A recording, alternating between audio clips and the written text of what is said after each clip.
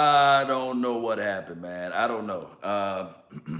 Well, pretty much from here, what I was saying is that collectively, we're gonna have to restart this stream all over. But we was doing a little roster talk, and hopefully, you guys are able to see me now.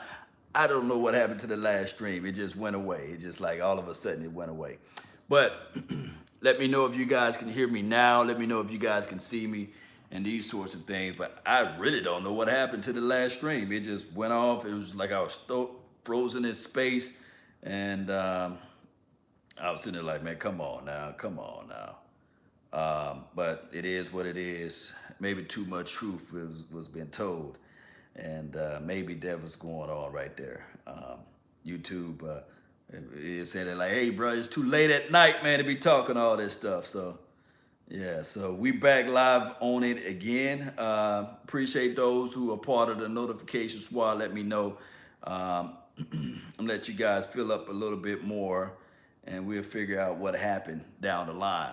But as it relates to Cowboys sports talk and Cowboys and beyond, my thing is the final preseason game is tomorrow. It's a glorified underwear Olympics game. It's going to be like, okay, you like what you saw out of number 15. Maybe you run him out there for one series. Maybe you like what you wanted to see from Jordan Chun. You run him out there.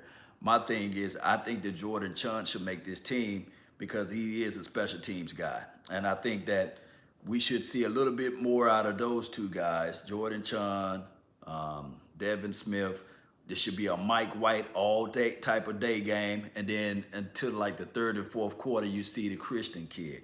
That's what I would think with this final preseason game.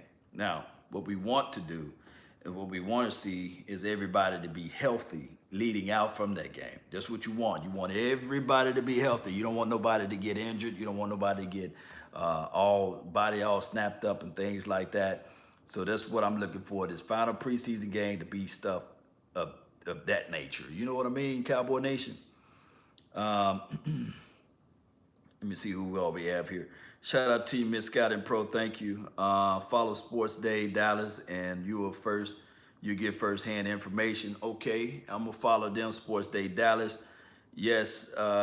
Who else we have here? Let me see if I can.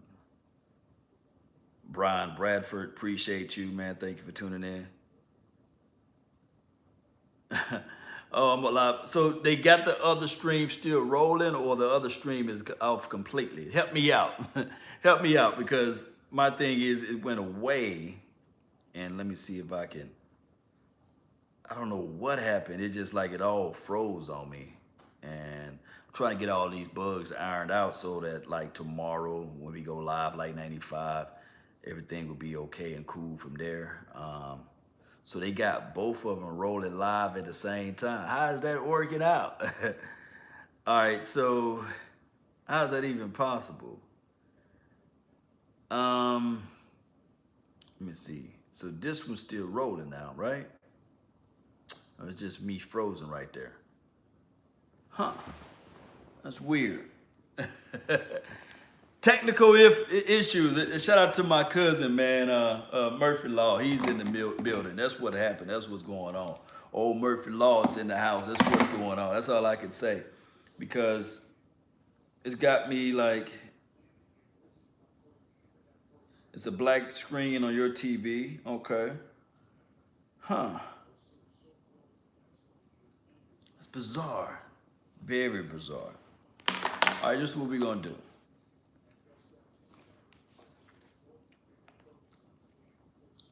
We just gonna end the night. I'm gonna eat these grapes, and for those who, because when I look at the screen, it got me on two. Like when I look at my phone here, it got me on two live streams at the same place at the same time. But the problem is with it is that when I look at it, I'm not able to see you all. Roy says, Mendoza say he should be asleep. Wake up, Roy. Wake up. Savage Time, the other one is frozen, but it's still live, right? Do you have faith in Kellen Moore? This is from Spicy Boy. Little faith. Um, Miss Scott and Pro, you want to run in analytics on this one?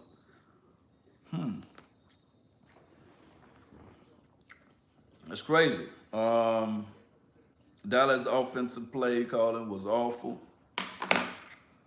Offensive play calling need to improve though, regardless of the situation. Yeah. Offensive play calling need to improve regardless. Who else do you have here? Yeah, it's still live. So look, look, that's Law Nation 2.0. He live on one and I'm live on this one. um, my Cowboys family.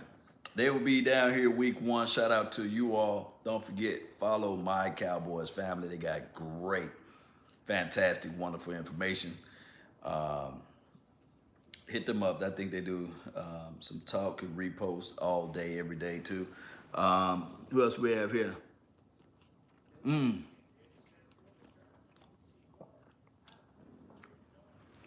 Yeah, man. Murphy Law always in the building, baby. What are my thoughts on the Philadelphia Eagles that's interested in Clowney? Here's the thing, Clowney is upset. I was just listening to NFL Network earlier. Clowney is upset with the thought of them trying to put him out there on the market as far as trade. Clowney feel disrespectful on that aspect. At least the Dallas Cowboys never put Ezekiel Elliott out there on the market to be traded.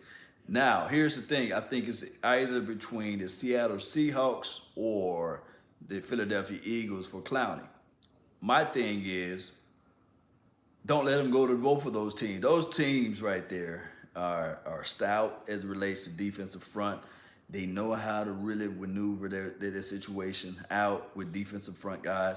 But my thing is with Jadeveon Clowney is that he got all the skills in the world. He got all of the intangibles. But my thing is too, is that he may drain all of the money from those respective teams.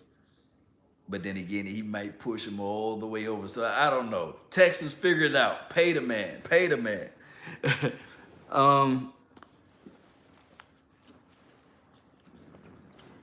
Howie Roseman, the wizard. Okay. Howie is the wizard. He's the wise guy. I thought for sure with Howie Roseman that particular franchise was going to go under the water, especially as it relates to what Chip Kelly did for them or what have you by just sucking the life out of that team. I was like, man, the Philadelphia Eagles finna be trash for a long time. And all of a sudden, they fired Chip Kelly. They gave Howie Roseman back his power, and we saw them turn the corner. So it's crazy in a sense. So shout out to the Eagles. I say this all the time. I always want to play against the best. I don't want to play against a used team. I want to play against the best that's out there. And shout out to them for doing their job. Oh, Gallup's second year, going to be amazing. Amazing. Josh, he says, do I believe that Byron Jones is going to get his second contract with the Dallas Cowboys? I do believe he's going to get that second contract. Chappelle said, do you mean the Sheiks? Oh my goodness. Here's why Byron Jones is going to get his second contract. It's hard to find cornerbacks as well as it's hard to find kickers, as well as once you have a good quarterback, you hold on to them. I think that cornerbacks are in the same realm. I think cornerbacks are good until they get to like 31, 32. Byron Jones is a long way from that number of age. So I'm thinking that when he made the statement on this deal from earlier today, saying that Chris Richard believed in him. And there's something about when you believe in somebody, when you have that favor on somebody, and you can just tell them like, hey, I see this I see you with this ability. There's something special about that. I always talk about positive, you know, encouragement words and stuff. I'm gonna give y'all a quick story. My daughter, when she was like first trying to learn how to walk, I mean, I'll look at her and I'll be like worried that she was gonna fall and hit something. We do things in life as parents to make sure that the house is secure. So you put little bubble wraps or you put cushions all around the corners of furnitures and things like that. But although my daughter she kept falling. I got hardwood floors in here, so it's slippery. So it don't matter how many times, or it doesn't matter how many times I picked her up and tell her, no, don't go there, don't do that. Guess what she did? She got up and continued to walk. So I said to myself, I'm just gonna sit back and watch her move around and try to crawl and try to get up on her two legs and walk. And something quite remarkable was when I just told her, come to daddy, you got it, you got it, one foot in front of the other, you got it. And she began to try to do it more, opposed to me just sitting there watching or me telling her, no, don't do this, don't walk, don't move here. So, what I'm trying to say, and I know it's long winded for those who, sleepy and tired or what have you, just lay the phone down and just listen to my voice. What I'm trying to say is that daily I saw the progressions. Daily I saw her become stronger in her legs. Daily she started to pick up the tips that I was trying to tell her, and she was using my tips to be able to walk better. So what I'm saying is with Byron Jones, when he was up there in that press conference or whatever, it was the award ceremony, he was saying that Chris Richard believed in him. He had faith in him. And from there, Chris Richard told him what he wanted to see out of him. So he saw what the other cornerback coaches didn't see. So that's why Byron Jones played better last year than he played in any other years. That's why Byron Jones this year is going to be better than what he was last year. Think about this. First year with Chris Richard's system, you're still trying to learn. You're still trying to pick up things. Have you ever played hide and go seek in your own house? Woo-wee! Boy, you know where all of the crevices is and the cracks at. You know where all the good spots are at because it's your house. So what I'm saying is that now in the mind of Byron Jones, he don't have to think as much. He knows for sure how to play the opposition. He knows for sure what the system wants. And he did made another thing from here. He said, shout out to the front seven, because if it wasn't for the front seven, I probably wouldn't be able to do the things that I was able to do. That's all with confidence. That's all with persistence. And that's why Byron Jones is going to be better this year. I know for sure he was practicing with the threes and the twos, but just gradually move him in. And we guys going to see that growth factor. Yes. I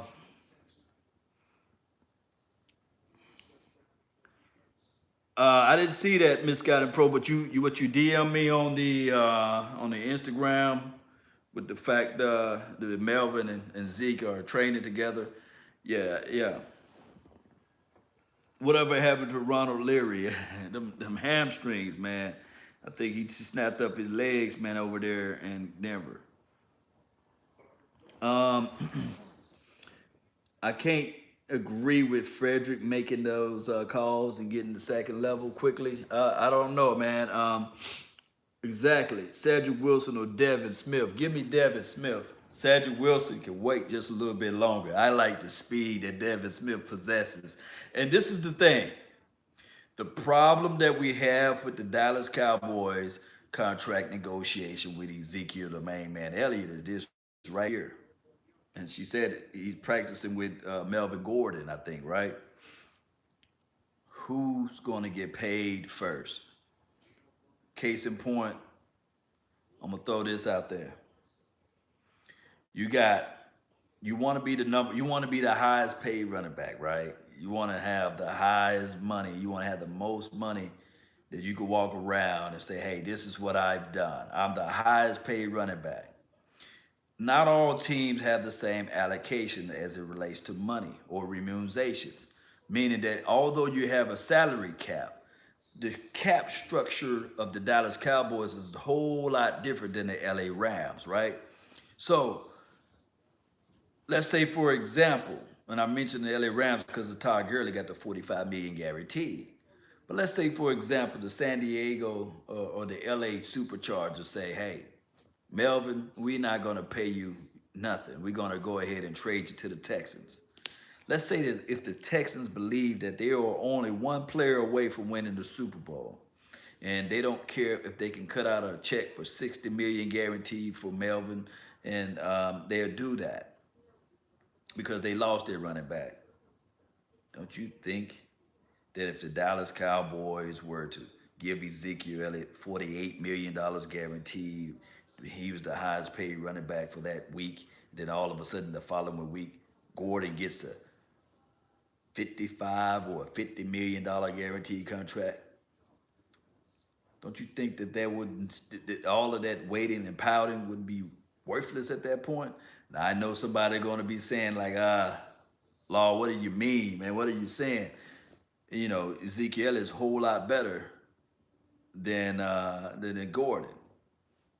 Well, we can go back and look at the D-Law contract. You know, D-Law got that money. He wanted that bag, right? But also Frank Clark did too. Frank Clark was traded. If you go look at the contracts, who got more guaranteed money, D-Law or Frank Clark? I'll wait. Who contract looks a little bit better on paper? D-Law's contract or Frank Clark? Who won out of this scenario? The Seattle Seahawks won because they said, look, well, we're not going to cave in to Frank Clark and his demands. We're going to go ahead and get rid of you, get multiple draft picks. We would never know because it's going to take time for those seasons to go by because they gave a lot of salt for Frank Clark. So let me know. Miss Scouted Pro, what's up? What's good with you? Gordon has not been on punishment. This is from Tyrone Church. True that. Gordon can't hold on to that ball either. He loves to fumble that ball. Let's see. Do you think...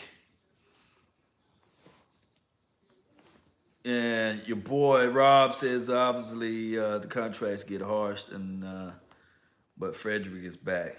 Joe Lewis is getting signed as an insurance policy. Yeah, I agree. Joe Lewis is one hell of an insurance policy. Oh man, he's one hell of an insurance policy. Cowboys abroad, what's good with you, fam? Thank you for tuning in. How in the hell is Zeke letting ex-Ram players trash talk Dak? He ain't loyal. Oh wow, yeah. Yeah.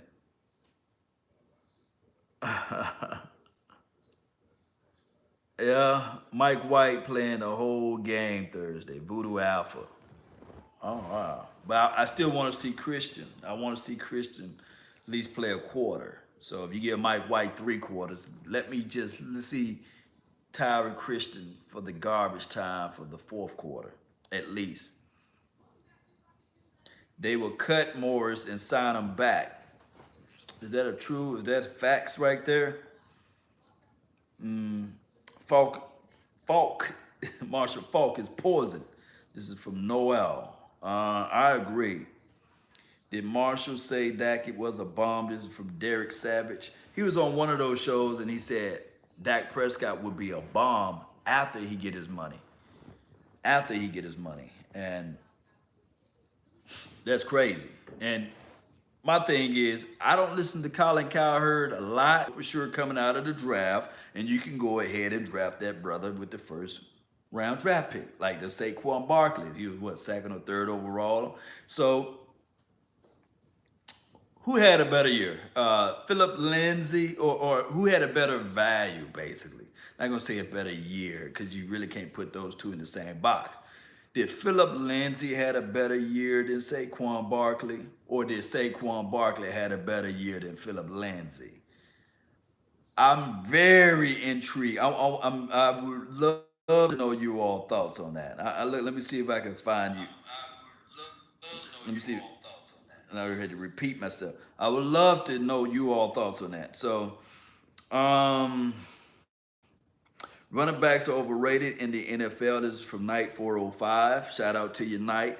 Derek Savage says we won't go to the playoff without Ezekiel, the main man, Elliott. Richard Coleman, shout out to you, man. Always posting comments, man. I really love your insights, Richard. Always positive too. Don't trust the Ram Cowboys. Keep your heads up, Cowboys. Yes, keep your head up. Don't tie up your money on a high turnover position. This is from Jordan Faith. That's good information for the nation. Who else we have? Who else we have in here? Voodoo, Redmond, Wyatt, Bouncing Betty, and Night must be all cut. Yeah, I think they're gone.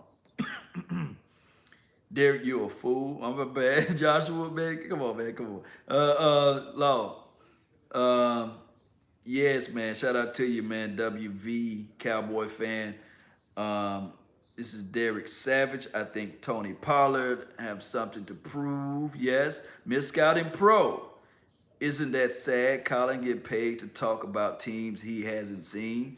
Yes, it's sad. Oh, and if you know how much money Colin Cowherd getting paid, I look at life as a whole lot different. People tell kids to be a doctor, be a lawyer, be a nurse. But I'm telling people right now, if you're in college or you finna go to college, go to broadcasting journalism. Especially if you have a gift for gab, go to broadcasting journalism or journalists or whatever that is.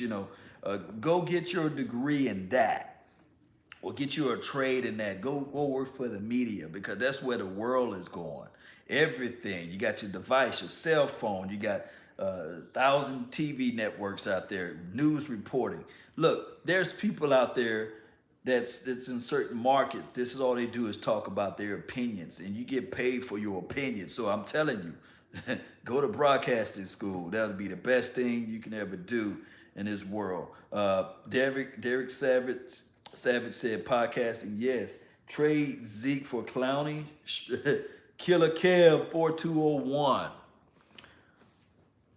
Okay. I've been hearing a lot of people saying trade Zeke for Clowney. You know defensive edge rush get paid more than running backs, do you? Defensive edge rushers get paid quarterback money. So I don't know how that would be valuable for us to go out there and get another guy that wants quarterback money. I don't think that you can have D-Law and Clowney and pay them that type of money. You see, somebody got to give. That's the point of the salary cap, right? That's the whole point of the argument with the salary cap. Cut Crawford. I don't know. That's your leading sack from the interior guy. I don't know if that can be possible. What else we have here?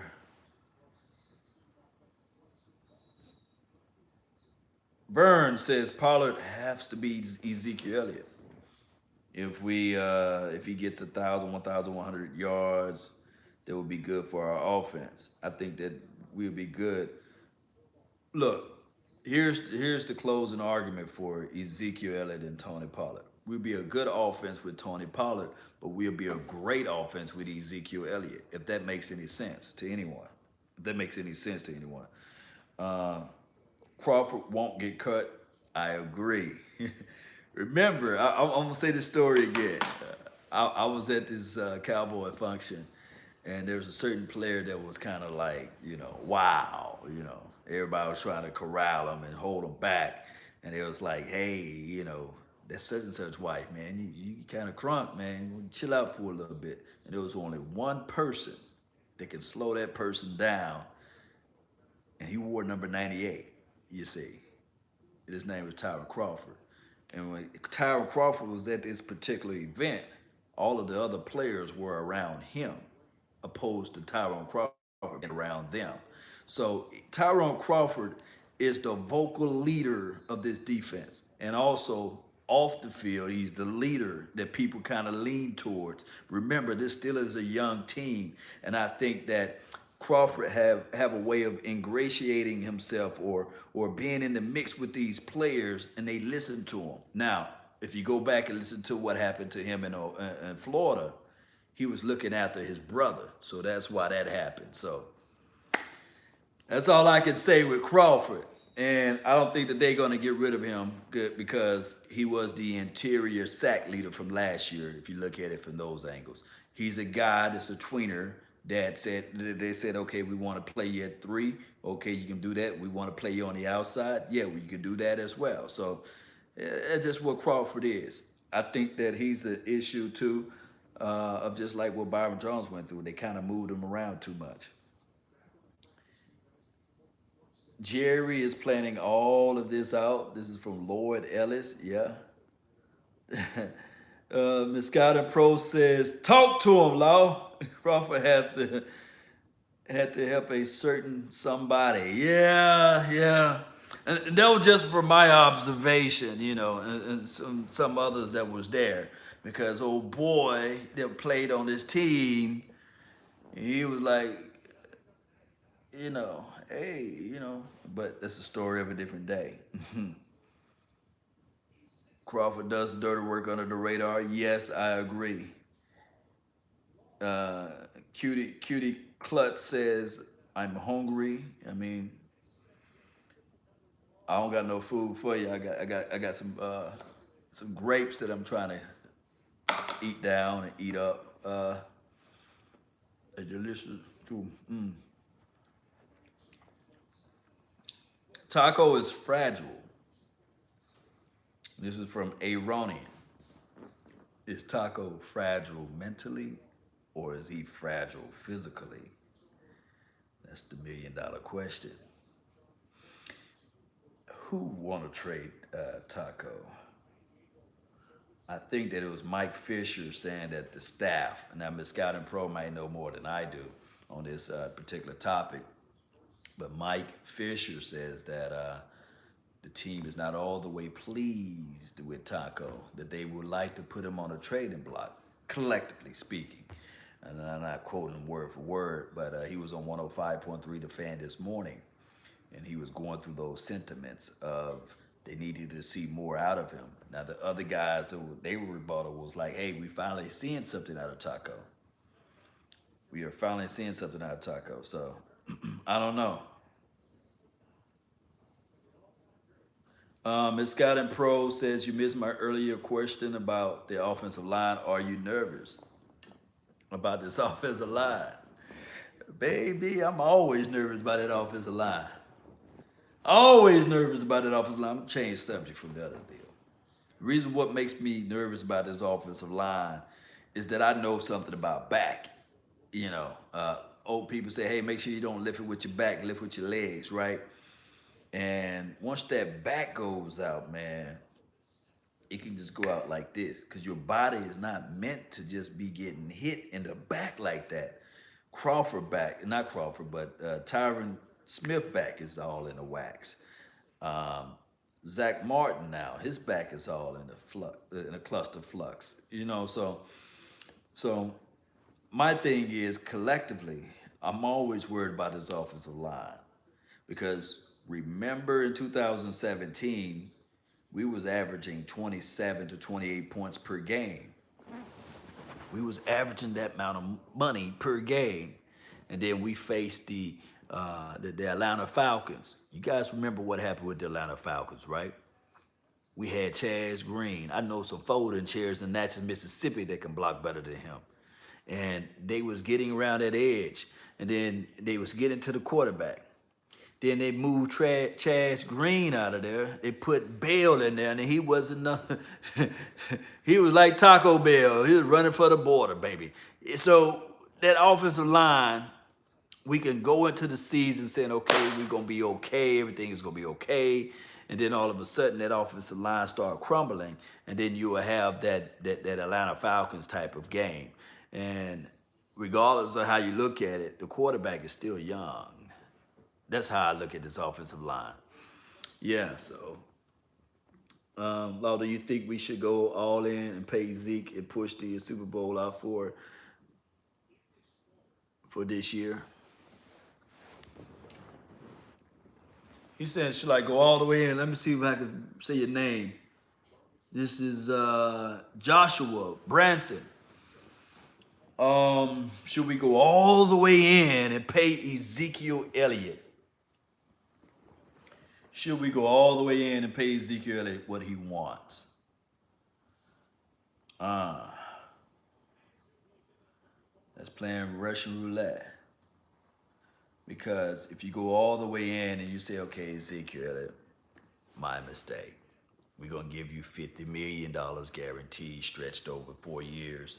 And we're going to figure out what we could do to pay you APY of 15.5 million or wide receivers money, basically. And we will see if we can just win the Super Bowl with that. We got Tony Pollard, we got Ezekiel Elliott. We're just going to go all the way in. We're going to put Dak Prescott on a franchise tag, and we're going to go ahead and pay Amari Cooper his 17.5 mil, stretched over 3 to 4 years, what have you, whatever it may be. The problem is with that is that the Super Bowls are not guaranteed. And if you sink all of that money into a running back, what's going to happen year 4, year 3 of that, or the next year? Don't you know if he gets caught pulling another girl's bra down, or Roger Goodell's find out that he stepped outside and stepped on an ant wrong, and Peter is after him. Don't you know his next suspension can be for a full year? So I'm thinking that they are trying to figure out ways to make some concessions to this contract with Ezekiel Elliott collectively. And I'm trying to use my words carefully because I know that some people value my opinion. Some people, not everybody, but some people value my opinion on this Ezekiel Elliott topic. All I can say is there's not many people would sink all of their money to a running back. That's just all I'm saying. That's all I'm saying. Zeke is a troublemaker. This is from Joe Garcia. Yeah.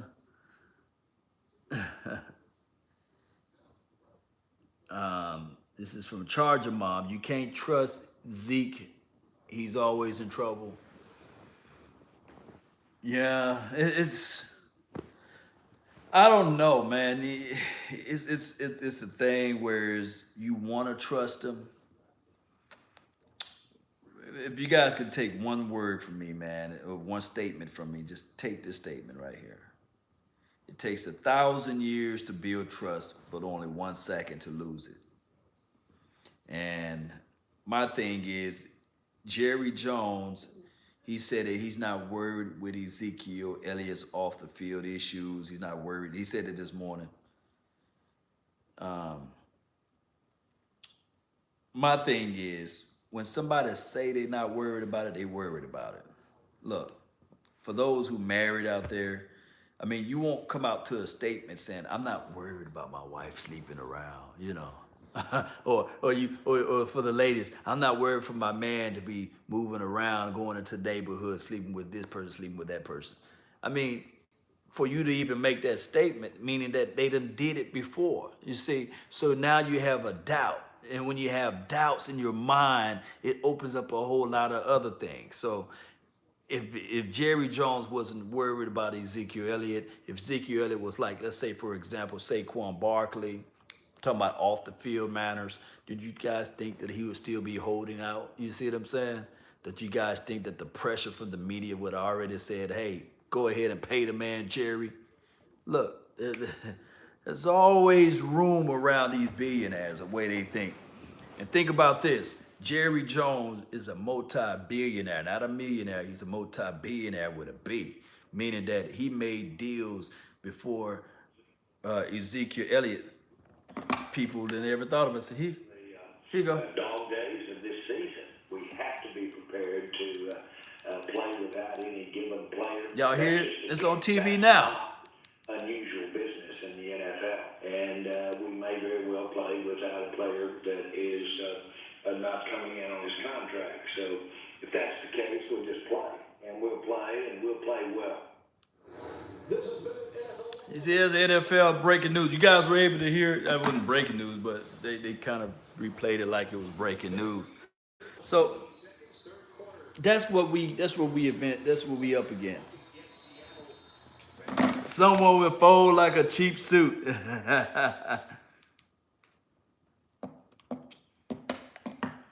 Honcho says, pay him, man. Just pay him. But the thing is, they are trying to pay him. That's the conundrum. They are trying to pay him. The Cowboys are trying to pay him. So the difference between Jalen Smith contract and any other linebacker's contract, he said yes. When a girl says no to the proposal, it's because either she's not fully invested in what you're trying to offer her. Look, ladies can contest to this. If you bring out a little small cubic zirconium ring and it's plastic and it shines real bright and it shines all these other different colors, and you get on your knee and say, baby, will you marry me? And it's up to her to say yes. But if she says no, you got to go back to the drawing boards. So Dallas Cowboys, Jerry Jones proposed to Ezekiel Elliott with a similar like fashion of a contract. It was the second highest paid contract for running backs, and he said no. But what makes the story crazy is that in the same breath of the conversation, he said that I want to be a Cowboys for life. Meaning that, I'm gonna put this in other perspectives. You got this lady that you've been rolling with. Hold on tight, Cam. Appreciate you for the donation, man. I wish Zeke's leverage didn't have to come to at this expense on the team. Yes, boy. Let me just paint a picture. Thank you for the donation. Let me paint a picture for you real well, Cowboy Nation. Let's say, for example, you're a brother out there on the streets. You met this nice little cutie. Y'all been through high school together. Y'all been through college together. And you about to get this nice little job or what have you, but you want to break it down to her. She been holding you down. She been holding you down for 3 years straight. Talking about top Roman noodles, even got the cheese and put the Roman noodles, broke it up together, put all that stuff in a bowl with you, right? So y'all been ride or die with it, struggling together. She been holding it down for you, you know what I mean? Cooking, cleaning up your kitchen, washing your dirty drawers and everything, but you finna get this job, right? But you have something more in store for her. You be like, baby, I wanna buy you this nice little house. We're gonna be able to get this affordable car. I'm gonna be able to do all these things for you. You've been making plans for her. But it's time for you to tie that knot. So you don't wanna go and, I guess, for example, you don't wanna buy the house but not being married. So there's a ring out there that's worth $5,000, and there's a ring out there that you really want that's worth $15,000, but in your budget can only allow $6,000. So you in an uncompromised situation. You sitting there saying, man, if she loves me, it doesn't matter. I'll just go out there and find this ring for her and give her this ring for $5,000 because she know for sure that she been with me from day one, and I know for sure that if I can just give her this ring so we can go into this house fine and cool, then everything will work out right? So the brother saved up all his money. He's saying, look, I can give her this $15,000 ring, but I won't be able to provide the house. I won't be able to provide the nice car for her.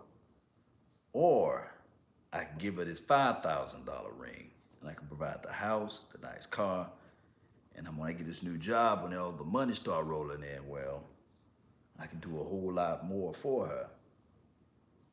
So he proposed to her with the $5,000 ring, right? She looked at the ring. She said, she's so excited. She said, oh, you're so nice. You thought of me. She looks down at the ring and she says, no. She says, I don't want this ring. That ain't the ring I want. I want the $15,000 ring. And he's like, whoa, baby, I can't afford to give you the $15,000 ring, because if I give you the $15,000 ring, we won't be able to have the car. We won't be able to have the house. That's the situation that we are in right now. And then on top of that, she haven't been a model citizen her whole entire years with those 3 years. You see what I'm saying? She's been caught doing some nefarious things. But he's proposing to her saying that, hey, I can give you this house, this car, and all these other things, but you just gotta trust me. Let me just give you the $5,000 ring. And she said, nah. Shamika down the street, she got the $15,000 ring. But I'm like, that's Shamika and her husband and her household. I can't count their household. I can only count what's in my household. And what I want to be able to provide for you, I'm not going to be able to do that if I give you the $15,000 ring. You know what I mean? Let me know if that story translate a little bit to what Ezekiel Elliott is wanting. He want the $15,000 ring, and he want the house, and he want the car, because he said, I deserve this. Cause Shamika got hers, you know what I mean? But it's crazy. Oh man, my goodness. Cowboys Abroad translated well. Thank you, man. Shamika is Marshall. I mean, y'all crazy, man. Oh man, y'all crazy. Oh man, Tom Jasper, man, appreciate you, man. Good night, Law. My Cowboys family, rest on the Cowboys family. Yes, appreciate you, man. No, you said I'm telling Miss Thomas on you. No, don't tell Miss Thomas, because I gave her that nice little ring. And but see, how I did my wife, you know, I was so nervous, I got that on 2 knees. I would roll around, I said, I got that on 2 knees. And I told her, I said, well, baby, I said, this is what I said. I said, well, baby, down the line, you know, this is just the beginning. Because I made it go, oh, wow, with this ring. I said, this is just the beginning. Because the next one, when we hit 10 years, oh, it's going to be mega. It's going to be bigger than that, you see. But, you know, I know that you can't add all these stories into life in general to what we do on the football field, because one can argue and say, well, Ezekiel Elliott, he's been doing everything for this team. Hold on for a quick second. Ezekiel Elliott been doing everything for this team. I got to re-up on my grapes. Ezekiel Elliott been doing everything for this team.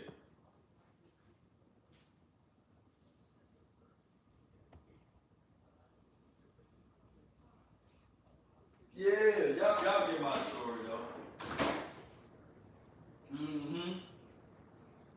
Y'all get the story. Y'all get the drift of the story, right? You guys get the drift of the story, right? But that's the reality of it. You can't have it both ways.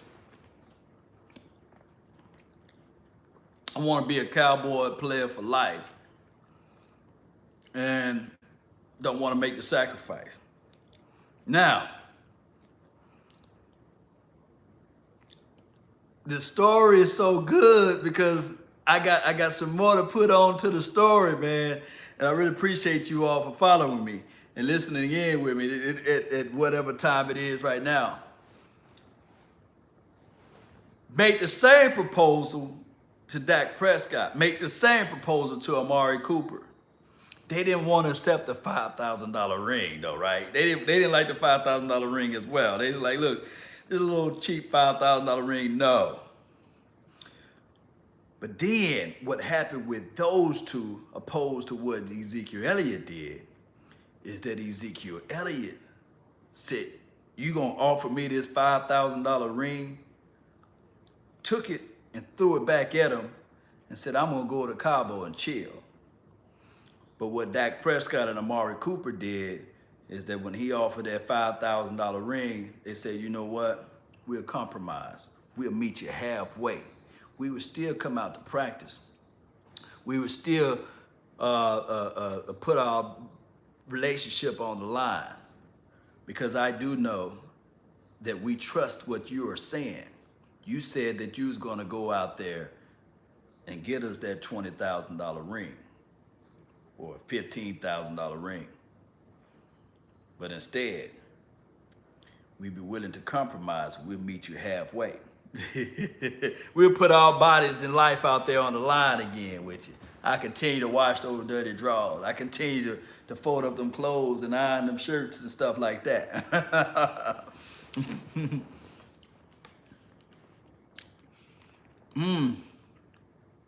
Falk got fired for sexual harassment. That snake is hungry again, I see. And Marshall Falk is crazy. Oh man, DJ, man, appreciate you, man. He said the headband is real, raw, and uncut. Yeah, appreciate you. Don't quote me on this, but Cowboys, my Cowboys family said, do you know who's going to be at the Cowboys Experience Week 1? Cowboys Experience is a meet and greet type of event, but also we provide tickets for fans or what have you. And what we do is, for sure, we bring in my guy, Drew Pearson, who belongs in the Hall of Fame. The guy that received the Hail Mary catch, supposed to be in the Hall. You know, he caught the ball, he belongs in the Hall. He's going to be there at the Cowboys Experience Week 1 against the Giants. And then, don't quote me, but Michael Gallup, he committed to come out there to the event. Travis Frederick, Zach Martin. And we trying to squeeze Cheeto Woozier. So it's going to be at the first opening event. It's going to be me. I think it's going to be me. I'm going to be there. If you guys like to see me, Drew Pearson and Michael Gallup, Travis Frederick, Zach Martin, and Cheeto. They kind of like gave us like a window of saying like, yeah. So that first event, come on out to Cowboys Experience. You guys have a good time, shake hands, kiss babies, and get some autographs done, you know, from those excellent players, you see. Yeah, he said, very cool. Appreciate you, my Cowboys family. We will be there. Yeah, so, and once you get there, they're going to got some food, they got some drinks. It's the day before the game, and we just pretty much just chill and relaxing. They're gonna have some entertainment there for you all as well. If you guys ever go to like the Dallas Mavericks basketball games, you know those people that dance or what have you, they have them out there.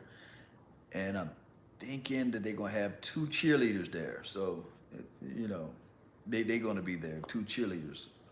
From the Dallas Cowboys, of course, or former cheerleaders from the Dallas Cowboys will be there as well. So, I mean, it's going to be nice. All I wish for is just like the weather be nice. Sometimes Dallas during September, right in September, it just started raining. It's just like weird, crazy rain. It'll be 98 degrees, and then it'll be 82 degrees, and then all of a sudden it'll be a hailstorm, a rain. You know, crazy weather in Dallas, man.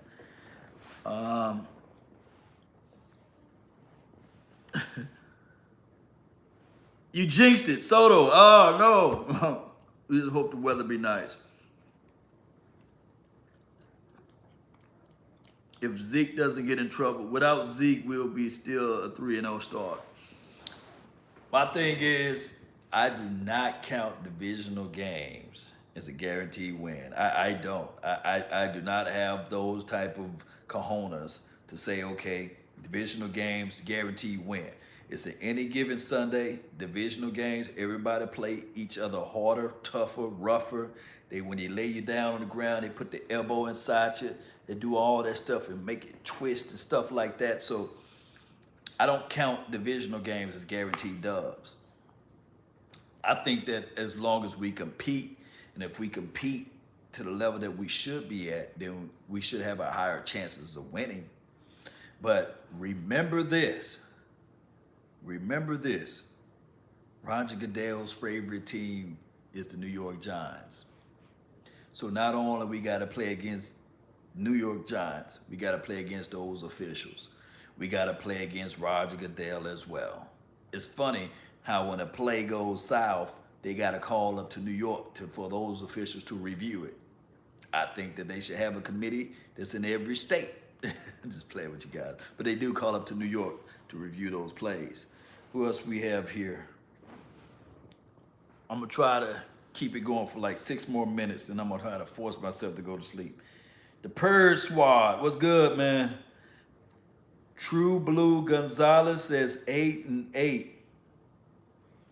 Oh, no, man. That 8-8. It's 2:22 a.m. in Richmond, VA. I'm tripping. Oh, man, Jeff. What's up, Jeff? You know what? I'm just a natural born. I got vampire blood. I'm telling you, I literally got vampire blood. I'm going to go to bed at what time it is now? Let me see. It's 1:25. I kid you not. I'm gonna go to bed at 2, and I'm gonna wake up at 6:30. I'm gonna shower, shave. I shower, shave. I'm gonna tell you my routine. I'm gonna shower, shave, and put on me an Oxford button-down shirt, maybe polo. That's my favorite shirts of choice. Put my slacks on, my square toes. Well, I got to put my socks on. I like to have my socks way high, man. You gotta have my socks way high. Put my square toes on and be at the office at 8.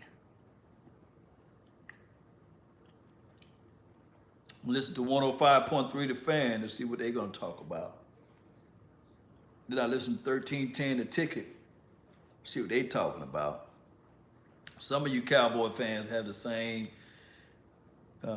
plan going on, just like me, where you turn on 1310 The Ticket, you turn on 105.3 The Fan, you read up all of the ESPN news.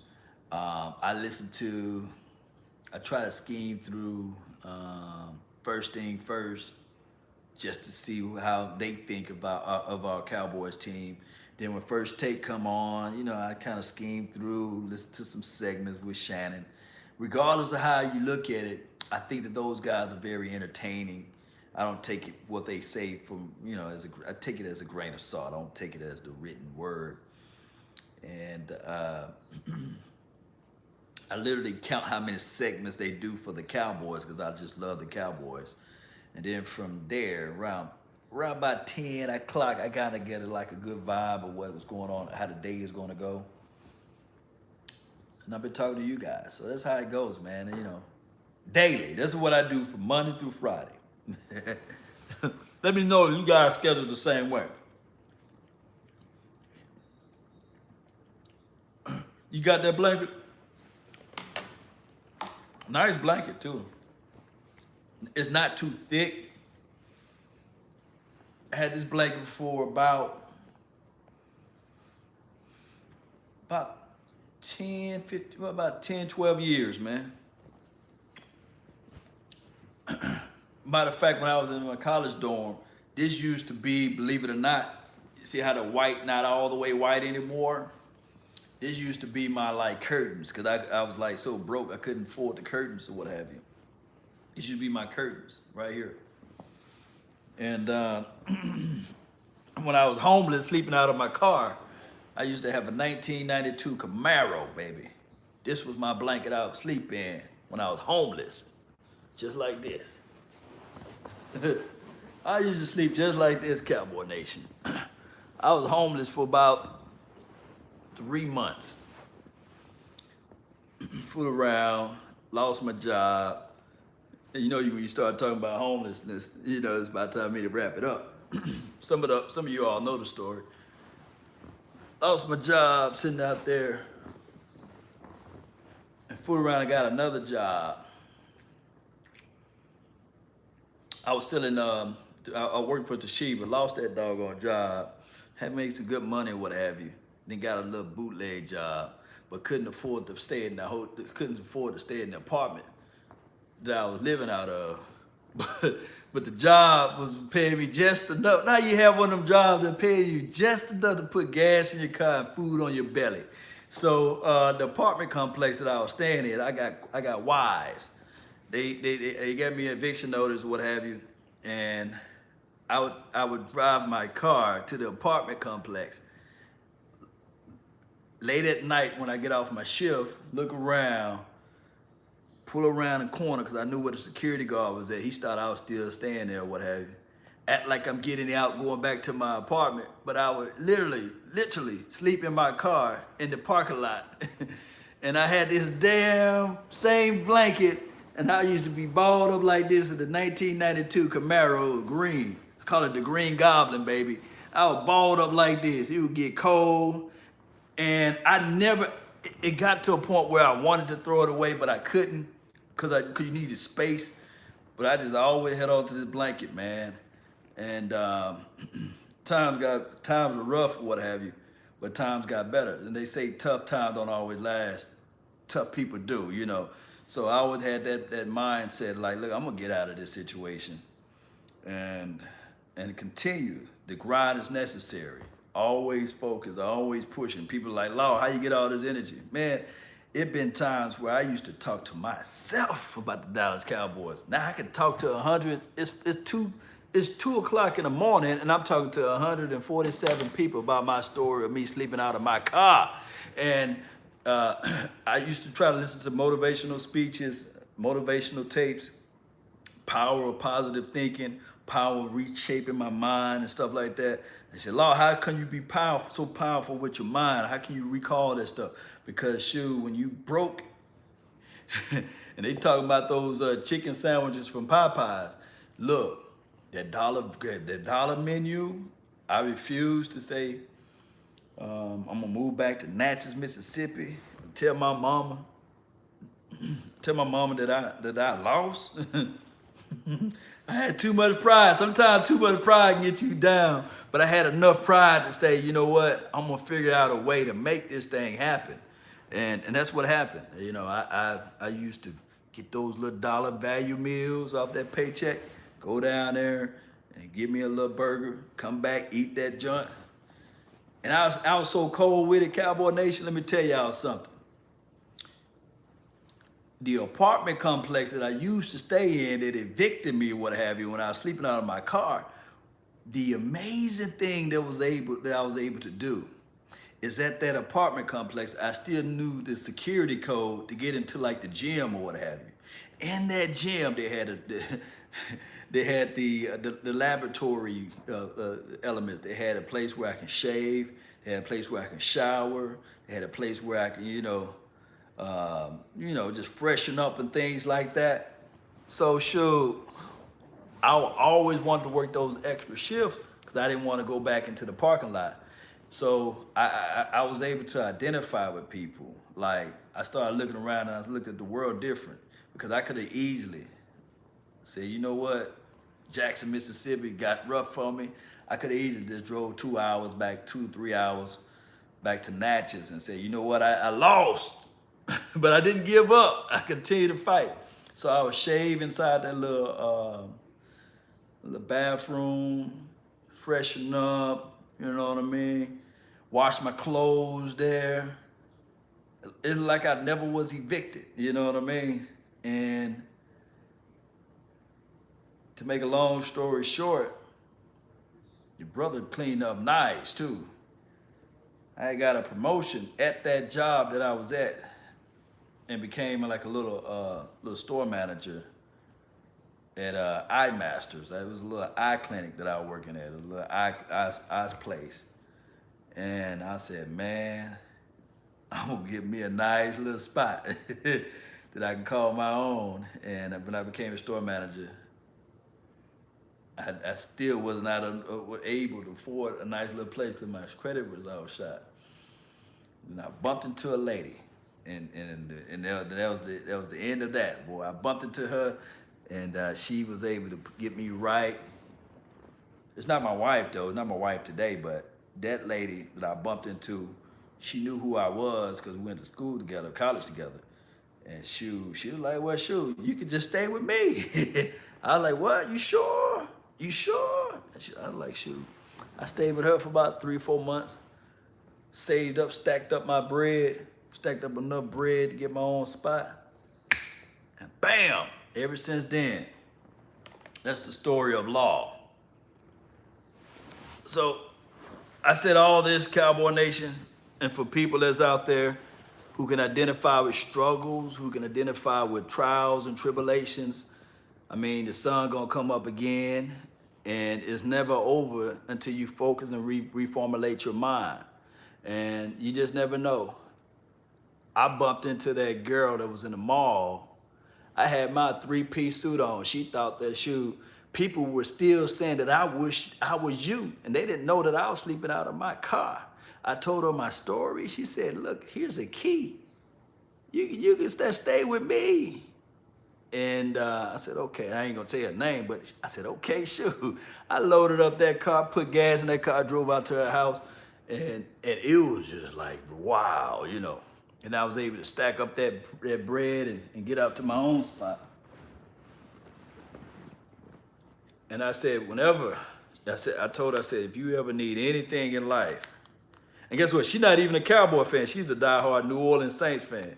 She used to rag on me about when Tony Romo fumbled the ball and stuff like that. I used to be like, I was so mad. I'd be like, God, I can't say get out of my room because it was her room. I used to be so mad. I'd be like, you know, that's when Tony Romo was playing with us. And it's crazy because life is such a crazy process. And now, you know, I would never be a person that look down on somebody, you know, because you just never know how their story is going to unfold. But I've always been a person that always would continue to say, let me try to solve this problem, and continue to try to grind, and continue to try to find this solution out. Never give up. Now, yes. All right, Cowboy Nation. Look, I done talked to you guys enough, man. Check out a video that I'm gonna post once we get off of this live stream, and it's gonna be on Jordan Chan's possibility, and we can go back and forth from there. I really appreciate you all. Thank you all for tuning in to the nation. That's been my time. I really thank you all for yours. And remember, you're listening to nothing but the best. Oh, don't forget, this video finna go live in a few. It's gonna be Jordan Chan, his possibility to be on the bottom of the roster. I think he make this team because of special teams. It's been my time. I really thank you all for yours. And remember, you're listening to nothing but the best. Salute. I'm out. Peace.